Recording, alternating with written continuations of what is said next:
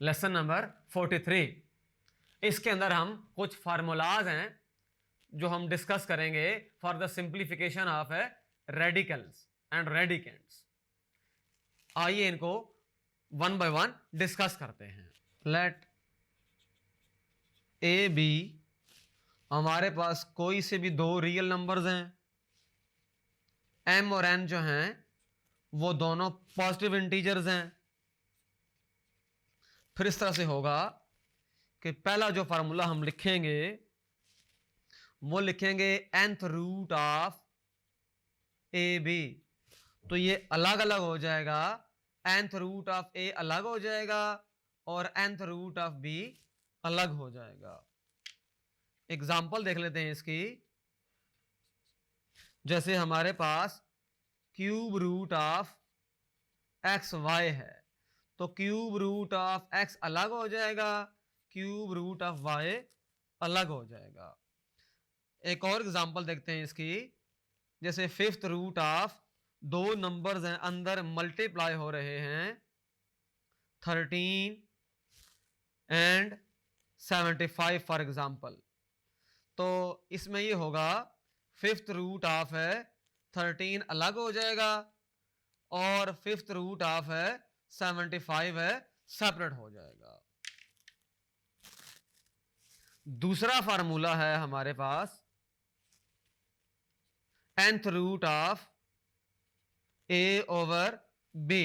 अब फ्रैक्शन आ गई है अंदर, तो ऊपर जो है nth रूट अलग हो जाएगा और नीचे nth रूट है अलग हो जाएगा। इसकी एग्जांपल देख लेते हैं। फॉर एग्जांपल हमारे पास तरह से है कि nth रूट ऑफ, nth से मुराद ये है कि यहां क्यूब रूट ले लें, क्यूब रूट ऑफ 13 ओवर 17। तो क्यूब रूट 13 पे अलग हो जाएगा और क्यूब रूट 17 पर अलग हो जाएगा। ऊपर क्यूब रूट सेपरेट हो गया, नीचे क्यूब रूट है सेपरेट हो गया। 13 ओवर 17 एक फ्रैक्शन थी। फार्मूला नंबर 3 काफी इंटरेस्टिंग है।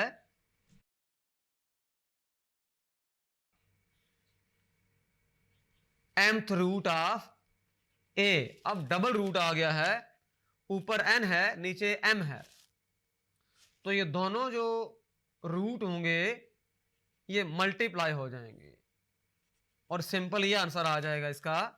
फॉर एग्जांपल हमारे पास ऊपर क्यूब रूट है और नीचे जो है फिफ्थ रूट है और अंदर नंबर जो है वो 17 है।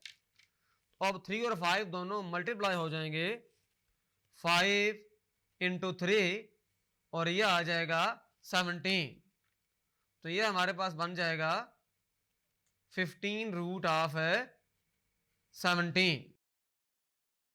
फॉर्मूला नंबर 4, इसके अंदर इस तरह से है nth root of A power m।